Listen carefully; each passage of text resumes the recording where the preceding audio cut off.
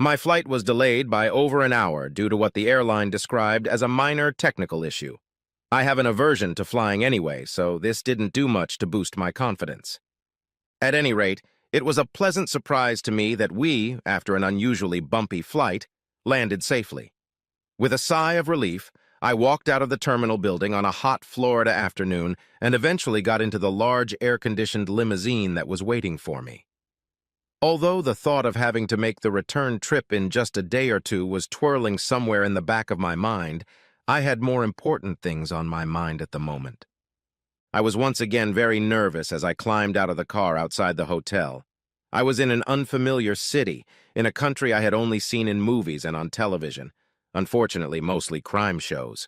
Not the kind of programs that give you confidence in your safety when visiting these places, especially if, like me, you don't travel much. Anyway, as I got out of the car, I was somewhat relieved to find that Paul and Della recognized me immediately and spoke to me. "Hi, Mike. We weren't sure you'd make it in time. We'll get the luggage and send it to the room. Now you better get going. She's waiting in the lobby," Della said. Paul gave me a brief nod of greeting and headed to the back of the car to get my suitcase from the driver. I must admit, I hadn't expected the place to be so grand. The hotel lobby was gigantic, and there seemed to be several hundred people wandering everywhere. In reality, there were probably no more than 30 or 40. How the hell do they expect me to find a woman I've never seen in my life? God only knows. I asked myself as an extremely attractive woman suddenly appeared in front of me, dressed in a small red, obviously designer, cocktail dress, and holding a matching clutch in her left hand. "Mike?" she asked with a charming smile. Yes, Holly?" I whispered back, somewhat stunned by her unexpected beauty. Under the circumstances, Holly was not what I had expected. Holly smiled again, but surprised me even more by hugging me and kissing me on the cheek. Overcoming the initial shock, I summoned up all my courage and returned the favor. "Sorry, it must be an English thing. We don't usually hug women we've never met before." By then, though, Holly and I had been emailing each other for months and talking to each other on the phone more than once in preparation for this little encounter. I really didn't know what to expect. "Did you have a good flight?" she asked. "No, Holly, I don't need any more flights," I replied, then explained. "A few years ago, I was involved in a very rough landing. In fact, it wasn't far from a crash. The airplane made a real mess, but I think the local scrap metal dealers were pleased.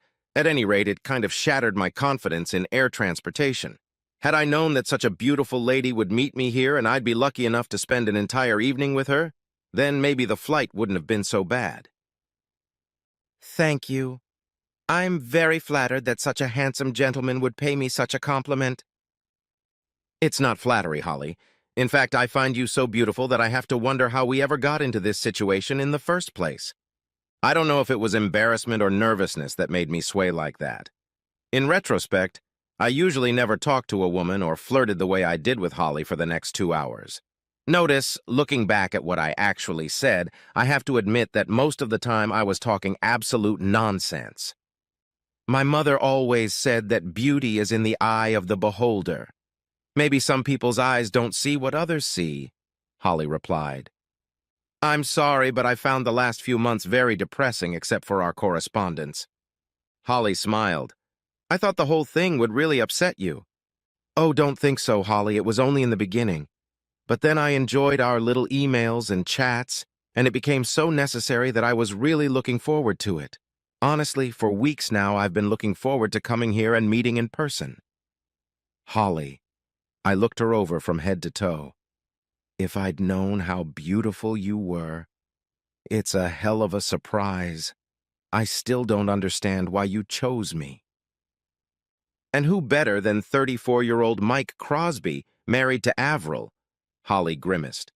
"For 10 years now. They don't have kids. Rumor has it it's Avril's choice. Mike is a maintenance manager at a hospital near where they live. He hates that job, by the way." "God, you're so thorough," I exclaimed. "No, not me, Mike, but the people I hire. I have some pictures of you." Holly's face flashed with a questioning expression for a second, and another thing. "You look really smart in them." Maybe those pictures are the reason I chose you as my secret lover tonight. She smiled at me and winked slightly. I think you're flattering me, Holly, I replied, smiling. Fortunately, at that moment, we were interrupted by Paul and Della, the couple who had met me outside the hotel, coming over to join us. The boy took the luggage to the room. Mike, now are you both ready for the big show? Paul asked. We always are. How about you, Holly? I asked, throwing the ball in her court. Yeah, I think I'm ready, she replied. I looked somewhat reticent, considering we were going through this whole charade at her insistence. Look, Holly, you know you don't have to do this.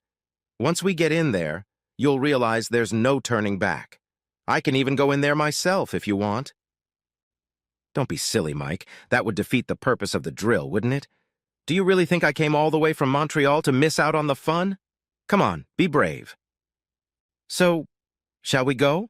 Holly said, taking my hand, but then she looked at Paul and asked, Intimate enough? I guess I should have felt awkward, but for some reason I didn't. Come on, guys, married or not, you all know what it feels like when a beautiful woman gets a little closer than she really should. We all have instincts that can, if you let them, take over in circumstances like this. My baser natural instincts definitely took over. Although I was very nervous, I couldn't think of any reason to try to control them. Yeah, come on, guys. You two lovers, you're having a secret date away from your spouses. Make it look right, replied Della in a voice like a movie director. Without my permission, Holly put her left arm around my waist and her right arm around my waist. Then she pressed herself very close to me. Normally, I would have thought close to the point of awkwardness. Yeah, here's the ticket. Go ahead and try it, and don't forget all those gooey eyes. Della giggled. It won't be that hard, I replied, looking at Holly beside me. Hey, watch out, Holly. Looks like our Mike is out here on the hunt, Della commented. Holly didn't answer, or rather couldn't answer, because when I looked down at her, she caught me off guard again and kissed me on the lips. Sorry, Mike, she said, sensing my embarrassment. I should have asked, but I need to make sure my lipstick is convincingly smeared. Holly, when you want to smudge your lipstick, don't ask. Maybe I should apply for a full-time job as a lipstick smudger, I said, and kissed her. Yeah, well, it's not every day you get a chance to kiss a woman as beautiful as Holly. Married or not, I'm only human. Sorry to interrupt you guys, but are we doing this or not? Because if you want, we can skip right to the bedroom scene. Della laughed. Maybe later on, Holly whispered to me, giggling, before tugging lightly on my waist and dragging me in the direction of the hotel lobby. Despite all her demonstrative bravado, I could sense that Holly was almost as nervous as I was, so I took the remark as nervous chatter. Entering the living room was a bit of a disappointment, really. The place was pretty crowded, but I'll add that I noticed a few guys showing much more than mild interest in the stunning woman in the little red cocktail dress snuggled against my side. Not that I could blame them. I was having a hell of a hard time not looking at the incredible cleavage Holly was showing off in that dress. I think I strutted around looking as important as the cat that ate the canary. It had been a long time since I had been so proud of the woman I was escorting. Paul and Della took the lead and we followed them to a table against the wall. The waiter came over and we ordered our drinks, and I found sitting with my back to most of this room uncomfortable because I could only stare at the stage where a small orchestra was playing. I actually wanted to scrutinize everyone in the place, but that might give the game away. Our drinks arrived and the four of us made small talk, mostly about my delayed flight. This isn't good. I think we're going to have to up the ante, Paul said. Didn't they see us? Holly asked. Too immersed in themselves. I don't think they've said a word to the others since we came in. Go on, you two. Mind your own business. I held out my hand and Holly took it as we both stood up. I have to warn you, Holly, that I'm not Gene Kelly. I warned her. I'm sure you can handle it, love, Holly replied with a grin. Love? I asked. But that's what you're supposed to be tonight, isn't it? Oh, yes. It's a damn shame we have to play these silly games, isn't it? Who's playing? Holly said, winking at me, wrapping both arms around my neck and pulling me to her. I wish, I thought to myself. God, if the guys in the office could see me now. It was already the third set since we'd arrived, and they were playing slower. Oh my God, did I really do that? Holly asked, squeezing into me. I'm sorry, but desirable women usually do that to me, I replied, blushing slightly. I can't say we actually danced, literally. We just swayed in the same spot, slowly twirling around. I have to say it was one of the most enjoyable dances I've had in years. Suddenly, another couple pushed us slightly. You've been spotted, Paul whispered. Be careful. You might look the wrong way. Concentrate on the dance. I looked at Holly again, who was smiling charmingly back at me. Holly, you're one hell of an actress, I thought to myself. You know, I hope the balloon doesn't go up too soon. I like that, I told her. I can feel it, love, she said with a cheeky grin and then pressed herself even tighter against me. I wonder, Holly, if you have sadistic tendencies, I remarked, smiling. I like to tease, Mike. This evening was the best joke I could think of. I don't know what expression appeared on my face, but it made Holly laugh out loud. I only wished I really was the person she was really teasing, but I knew the good Lord could never look at me so favorably. Oh, don't look so dejected, Mike. After all, you don't have to rush back to the UK, do you? We can always take a few days to enjoy the Florida sunshine. Now that we've been spotted, let's make it look really good. Next thing I know, Holly's head is resting on my shoulder and she's chewing on my neck and earlobe. Hey, take it easy, girl, or I'll have an accident, I warned.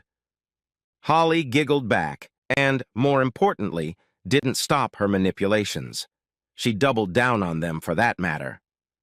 Much to my relief, the band's performance ended before I lost control and we returned to our table. Holly was walking, holding my hand and dragging me along behind her. When we got closer, Paul gestured for us to sit down, but his eyes were fixed on something that was happening across the room. That's right. He's on his way. When he comes over, you can stand there and argue with him, but don't raise your hand at him, Mike. We can handle any rough stuff. That's what we're paid to do, Paul said, stepping forward. Is she coming? I asked. No. You know, I don't think she realized it was you. That's if she saw you at all. She was standing with her back to the dance floor.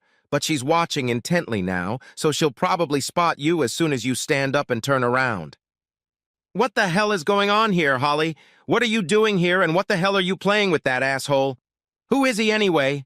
Asked an angry voice from somewhere not far from my left shoulder. I stood up and turned to face the guy. Holly was dancing with that asshole, just like you no doubt danced with my wife. Well, yeah.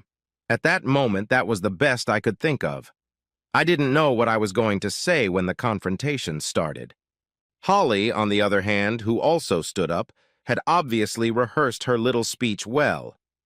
And he'll probably have me later while you're sleeping with his wife in room 642. By the way, we have 643 right across the hall, but we'll try not to make as much noise as you two did last night, Holly said with a smile on her face and put her arm around my shoulders. I really could have done without Holly at that moment, because her husband, who was much bigger than I thought he was, might well have pounced on me, and Holly hanging on to me limited my maneuvering. But I really didn't have to worry about him. Avril's appearance on stage, I suppose after she'd spotted me as soon as I stood up, was much more, exciting. Honestly, Avril came out of nowhere and hit me in the forehead, obviously on the run. Effectively knocking Holly's husband off his feet, she pushed him out of the way. In a way, it was convenient because it took away some of Avril's momentum. Holly's husband lay down on some poor woman's lap before he fell to the floor. Notice I didn't see this. I was lying on the floor myself, looking at my very angry wife. I think the fall to the floor shook Avril up a bit, as it did me. Anyway, she ended up lying on top of me, looking me in the face. "What the hell were you doing with that slut?" she asked demandingly. "Dancing, as you can see," I replied, still without the jazzy cuteness. "It looks like you were trying to sleep with her," she objected. "Come on, Avril, I just got here. I haven't had a chance yet. You've been sleeping with her husband for at least the last 2 days. I was pleased with myself. I had taken my first good shot. But don't be so stupid, Mike. Where did you get this stupid idea? Avril said, rolling off me and sitting up. How did you even get here? You don't fly, do you? Yes, but not when I want to catch my wife with her lover, I replied. I was getting good at this back and forth stuff. That's bullshit, Mike. You know I'm here on a business trip. Avril, your business trip was to Houston. It's freaking Florida. You and your company have no business being here in Miami. You had a meeting in Houston, and then you flew here, and you've spent the last 2 nights horizontal tangoing with that creep in room 643. 642 lover. 643 is our room. Holly's voice corrected me from somewhere. Yes, sorry. Room 642. Do you want to see the tapes, Avril? I asked. I had no idea if Holly had any tapes from this trip, but I knew that she had many from their previous dates. I figured Avril wouldn't really want to see them. Avril just sat on the floor and looked at me. I have to admit that this was the first time I had ever seen this woman speechless. No, not like that. I remember the first time I slept with her before we were even married. By the time I was done with her, she was lying there, speechless. I always thought I'd shaken all the chatter out of her. Well, it wasn't a disappointment to her. She came back for more the next night and eventually married me. What a shame. Suddenly, someone's hands helped us to our feet, and the next thing I really realized, besides Holly's arm around my waist again, was Paul saying, "Morgan Ardent, you're served." And he handed Holly's rather disheveled husband an envelope. I wonder what I missed that made Morgan so disheveled. Paul then quickly did the same to Avril. Although our British divorce petitions don't really have to be presented as formally as the Yanks do, I could send them by registered mail, I guess. Holly and I just figured it would add a bit of spice if it was done officially and at the same time as the papers were handed to her husband. The 2 guys who followed the 2 lovers along with the rest of the company were then handed the papers. Holly took care of everything. Avril and Morgan worked for an American company, so we both sued her in the American courts for turning a blind eye to what was going on with the couple. Their bosses, who were served papers, had their girlfriends too, so I think the bloody company must have turned a blind eye to everything. Eventually, Paul filed a lawsuit against Morgan Ardent for alienation of affection, which Holly's lawyers filed precisely in the American courts on my behalf.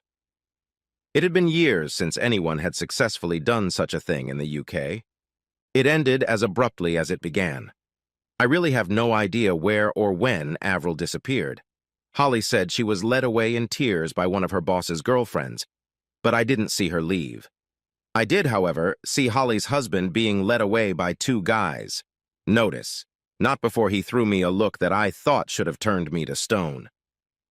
"So what now?" I asked Holly. "We're dancing," she responded with a smile and dragged me to the dance floor again. The rest of the evening turned into a bit of a party. I have no idea at what time the party ended. I'm afraid I had too much to drink myself, but I do remember a conversation we overheard in the elevator. One of the hotel staff was telling a couple how lucky they were because the hotel was full, but for some reason, the couple in 642 had suddenly checked out. The housekeeping staff was still in room 642 when Holly, Paul, Della, and I entered room 643. "Too bad. It takes away from the rest of the fun of the evening," Holly said. "I couldn't wait to see their faces when we walked out of that room together in the morning." "Maybe it's not such a bad thing. It might give their lawyers leverage in court," Paul commented. "Paul, I have enough information on what these 2 have been doing for the last 6 months to get 2 divorces. Besides, I have the prenup that my father insisted on. He never thought much of Morgan." "Yeah, but what about Mike? They don't have prenuptial agreements in the UK?" "I'm still screwed, Paul. My lawyer thinks it's going to be 50-50. The only light in the sky is that Avril makes more money than me." I said, "Yeah, I think heads are about to fly in this company, and Morgan and Avril will be first on the list. My uncle is a major shareholder, and he's already on the case," Holly informed us. "I had a hard time slowing him down, or we would have missed out on today's fun." "There wasn't really that much going on. Not a lot of fireworks. Quite an expense on your part, Holly, for something that could have been done at home," I said, voicing my thoughts. "Ah, Mike, the look on Morgan's face when you said he slept with your wife was classic. He had no idea who you were." Did I say that? No, not in those words. You're too much of a gentleman. But I did, and the look on Morgan's face when he realized he hadn't caught me, or rather we had caught them, was something special. And then Avril burst through like a defender at the finish line. The funniest thing I've seen in a long time, Holly said, and laughed out loud. God knows how long we chatted about nothing in particular, but eventually made it to bed. Oh, I better remind you that room 643 was a suite. I had one bedroom, and Holly had the other. When we went to bed, Paul and Della were sitting in the living room. When we got up in the morning, they were sitting there. Apparently, Paul was a court officer.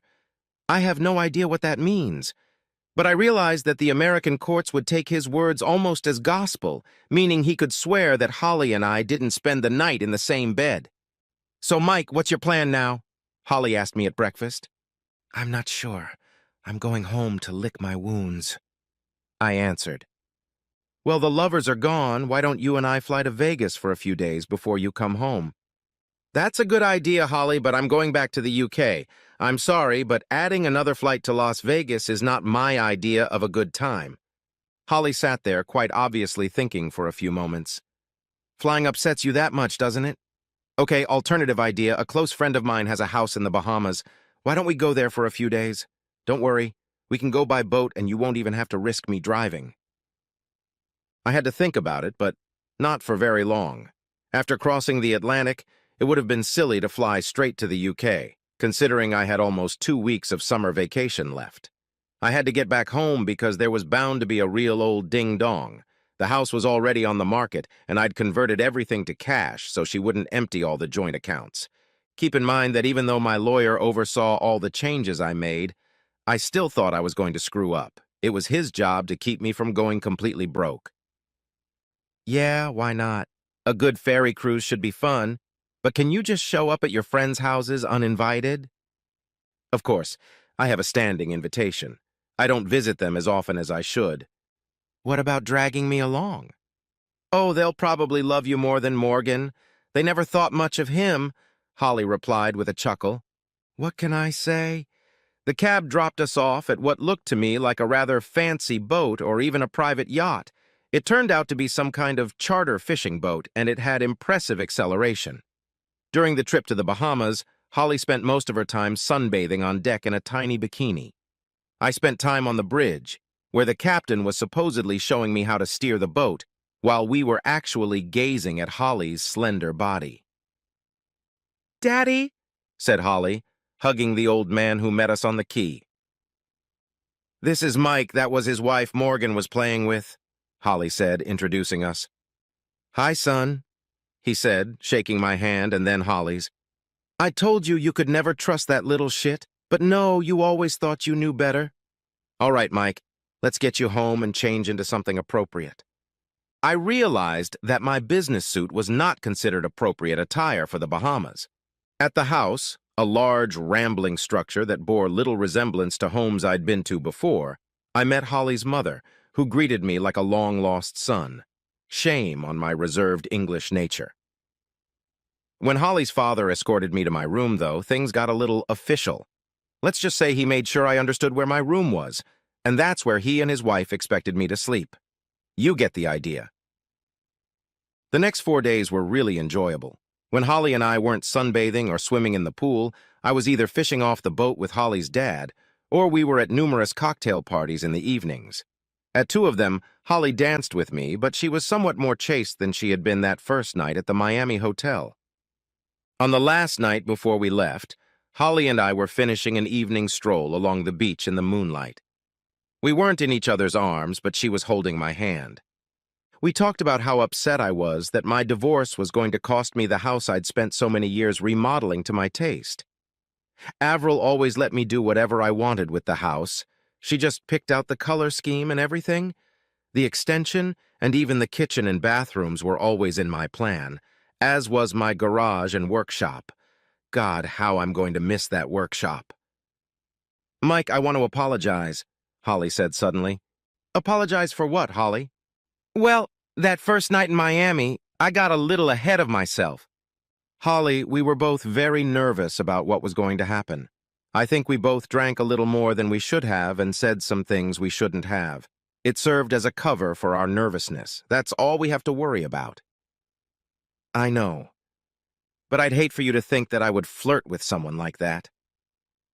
Shit. Don't be silly, girl. I understand perfectly well. I have to apologize. I really didn't control myself like I should have. Yeah, I noticed, big boy. Anyway, we're not the kind of people who give in to our baser instincts like Morgan and Avril, are we? Absolutely not, Holly. We've been together for almost 5 days, and we haven't even kissed since that first night. Why do you think that is? I'm not really sure. You're a very attractive woman, and I enjoyed being your official lipstick. But we have to take into consideration that in a way we are both on what you could call a rebound. How many relationships are known that would have lasted normally when they started under these circumstances? Yes, I have to admit that they usually result in heartache for everyone at the end. Holly said quietly. Besides, we're still married, Holly, even if our spouses seem to have overlooked that fact. Yes, you're right. We're above that kind of behavior, aren't we? Unfortunately, I replied, does that mean you can't smudge my lipstick at least once before you leave? Holly, like I said, I'm pretty damn sure I'd be happy to apply for a full-time job as your lipstick smudger. Okay, I spent the next half hour or so watching Holly's lipstick smudge. By the time we got back to her parents' house, however, we were acting like rank good friends. The next day, the same boat took us back to the mainland with even more speed than before. Then Holly walked me to the airport for my flight back to the UK. Come on. I smeared Holly's lipstick again before getting on the plane. When I finally got back to the house, Avril was already waiting for me. Surprisingly, there weren't many fireworks. Hi, sorry, Mike, I messed up, didn't I? Said a very depressed Avril when I found her sitting in the kitchen. I just can't understand why, Avril. I thought we had a good thing going here. Yeah, Mike. I just got caught up in my work. I'm really sorry that all of this came to me. I really didn't mean to cheat on you or anything. God, Mike, I still love you. Yeah, so how do you feel about him? Hell, please don't ask. He flattered and seduced me. I acted like a stupid little schoolgirl. Did you, with his wife? Avril, was all I had to say. Hell, I might have known you wouldn't do that. Now you're going to tell me we don't stand a chance, aren't you? You know me better than I know myself, Avril. When do you want me to move out? Or will you? Provided you don't bring any of your lovers here, Avril, we can both live here until the house is sold. That will give us both time to find some decent accommodation. And the divorce? I'm willing to change the grounds to irreconcilable differences, provided we can come to an amicable agreement on finances. That should get us a quick divorce. Take the papers and show me where to sign, Mike. I messed up, so I won't give you any more trouble, Avril said humbly. That's how it really was. The divorce went through within a few months. It didn't take long to sell the house. It had been on the market for less than 2 months when a real estate agent came along and bought it on behalf of his client. Strange guy never struck me as a real estate agent. At any rate, we never even saw the buyers or knew their names. After much negotiation, he even bought almost all the furniture. I was moving into rented furnished accommodation, and Avril, having been fired by her employer, suddenly found herself being hunted by another American company. She left England for California before the divorce was even finalized. I don't know, maybe 2 months later I got a call from the agent of the people who bought our house. It seems my client is having some trouble controlling the central heating system, Mr. Crosby. We were wondering if you could kindly pop in to see them this evening and explain how to do it, he asked. I don't see why they would have any problems. It's a pretty standard system. But then again, that damn electronic timer is a bit of a crapshoot to get your head around. Yeah, tell them I'll stop by tonight on my way home from work and see if there's anything I can do to help. By the way, what are their names? I asked. Thank you, Mr. Crosby. I'll tell them to expect you around 7:30. Goodbye, he replied, and the connection went dead. That's strange. I remember thinking, how the hell did he know I was getting there at 7:30? That was the time I always came home from work when I lived there, and the bastard hung up on me without giving me his name. The garden looked pretty much the same when I turned into the driveway. That's if you ignore the little sign proudly informing everyone that the new homeowner was using some local gardening company to mow the lawns, etc. There were no cars in the driveway, so I parked in my old spot. With a heavy heart, I walked to the front door and pressed the bell button. It's very strange, you know, coming back to the house you used to live in and finding that you have to ring the doorbell instead of just putting the key in the lock and walking in. "Who is it?" came from behind the closed door. "Mike Crosby," I shouted back.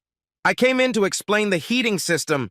I could hear all the locks and deadbolts I had installed on that door with my own hands being pushed back and opened. Most of them were for when we went to bed or left the house empty. I never expected anyone to use them all the time. Finally, the door opened, and a girl of about 18 opened the door and invited me in. "The landlady is waiting in the living room." The girl said it very precisely, as if she had rehearsed the line. Then she giggled and ran into the kitchen. After knocking, I opened the living room door. "I'm Mike Crosby. I believe you're having some trouble with the central heating?" I said to the woman with her back to me, looking out into the garden behind the house. "No, the heating is working fine, Mike. What I'm really looking for is someone to smear my lipstick on," she said, turning and coming into my arms. Epilogue. It's funny how things can turn out, but I never got to spend another night alone in my apartment. Holly and I got married less than 2 months later. I no longer work at the hospital. I am now a joint representative for Holly's father, along with Holly, in the UK and Europe. This guy gets involved in everything he can think of. To be honest, I'm a bit of a mess most of the time, although I do pick up a few things from Holly as I go along. Not that there's much to do there other than represent. I get the feeling that Holly's dad just wants to make sure I can afford to keep Holly the way she's used to. Anyway, in a few months, Holly's gonna have to stop chasing me all over Europe. Well, you can't carry a baby around with you, can you? No, I still wouldn't fly if I could. Honestly, life since we've been married has been like one long car vacation, a very nice one in a brand new Beamer. What do people call it? Oh yes, I think I fell on my feet and also fell in love with one of the most beautiful women in the world. Most nights when we go away, we spend in luxury hotels. I've realized that the nights are more exhausting than the driving, as I've found Holly to be insatiable at times. God only knows how Morgan found the strength to sleep with Avril. But Holly insists that I'm much better than Morgan in that regard. Perhaps he never gave Holly and her needs as much attention as she deserved. Mind you, sometimes I think my new wife has a really twisted sense of humor. One morning, I was coming out of our home bathroom and saw Holly saying "thank you" to a picture she had hidden in one of the dresser drawers. Then she looked very embarrassed when she realized I had seen it. I, of course, asked who was in the picture. "You won't believe this, it's a portrait of your ex-wife, Avril," Holly replied with a smile. "Well, Mike, you have to admit that if Avril hadn't let Morgan talk her into bed with him, I never would have found you, would I? I'll always have a soft spot for her, you know? Yes, that's a different way of looking at things." I walked over to the dresser and picked up the picture. "Thank you, Avril. I never would have thought that the way you run around me and cheat on me would eventually lead me to such happiness," I said.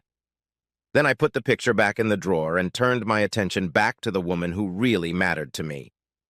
It must have been almost lunchtime when we went out for some fresh air again and went downstairs for breakfast. God, was I really that tired? Life goes on,